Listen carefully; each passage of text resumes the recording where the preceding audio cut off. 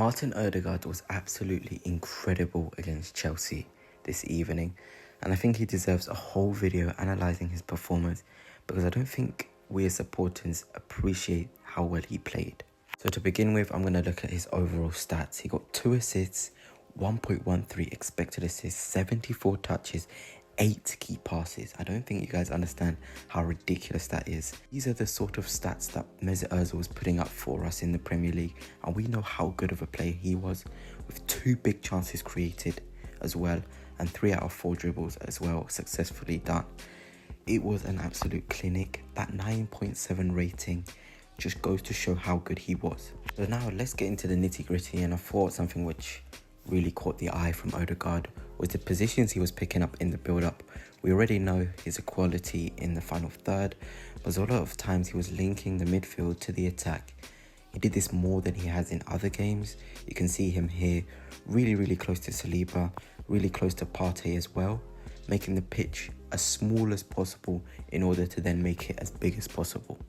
We were lucky in the sense that Chelsea had a poor press, so there was more time given to Ødegaard, Partey and Rice in the build-up, and they were able to really show their brilliance in the build-up. Here we can see Ødegaard on the other side of the pitch, and this is why I want to call his performance more of a roaming playmaker.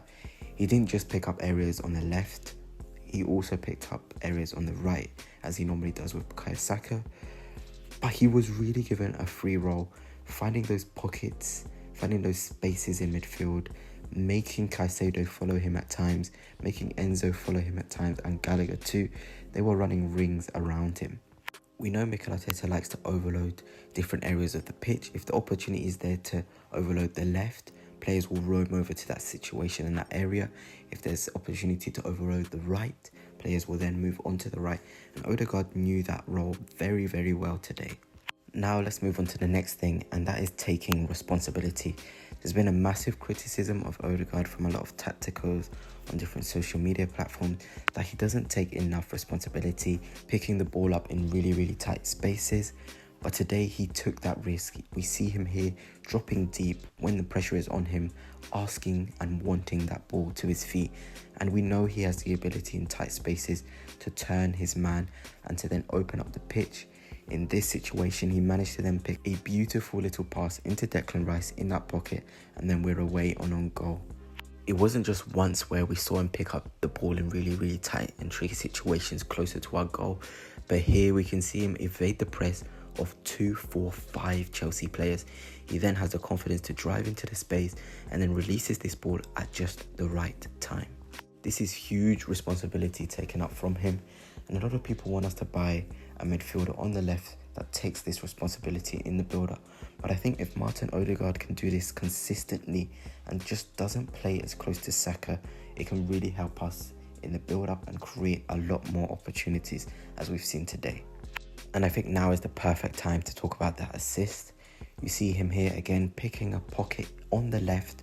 I said earlier in the video, Mikel Arteta wants players to know when they can move on to the left or the right to create an overload. And here Martin Ødegaard is on the left. We normally see him near Saka. And the confidence and the self-belief to play that ball round Badiashile into Havertz's path is absolutely incredible. We've seen people say that Ødegaard can't be a creator when there's massive spaces ahead, but this pass just shows he has the ability to create when there's multiple space ahead of him. You know, the pass was so good that Kai Havertz didn't even need to break stride, and these are the sort of thing we used to see from Mesut Özil in his prime at Arsenal, just waiting the ball perfectly for the attacker to get onto and score. And I think it was brilliant for Kai Havertz to score that goal, because the assist was worthy of the goal. And Martin Ødegaard, this is my biggest thing with him, especially against mid blocks and really blocks where there's not a lot of space for the midfielders and the opposition midfielders are really physical. Martin Ødegaard needs to take that responsibility like he did against Chelsea, drop deep and see if he can create from there.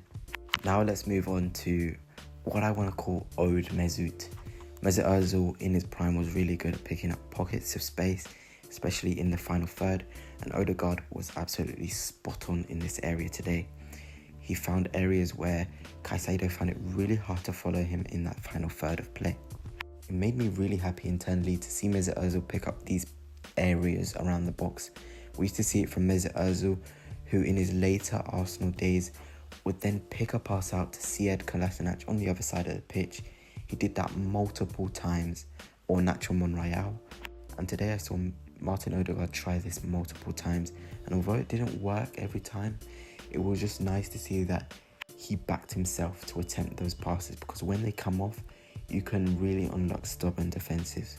Now let's move on to my favourite part of Ødegaard's game, and I call it Suffocating Ødegaard. Basically, he just knows when he has to press, and even when other players are pressing, he's in and around the area to then receive the pass from the press. And this is a really good skill of his. In this situation, he unfortunately didn't have the right pass selection. He probably should have waited a bit more then to play in Declan Rice. But again, he's there. He's in an area where he can create opportunities. And then of course here, this was the assist for Ben White. A really good pass over the top, being creative, being what a midfielder should be. And this has come from an area of suffocation. We didn't let Chelsea out. Him, Saka and Ben White were really good at sustaining attacks today. And that's why we can see such a big win, such a big margin and golfing class between the teams, because we were sustaining attacks. And Martin Ødegaard, we already know he's one of the best pressers in the division, and he really did show that today, along with impressive passing and responsibility. It really was a true captain's performance. But anyway, that's it for now, gunners. If you're new here, please smash the like button and subscribe. It will be much appreciated. Peace.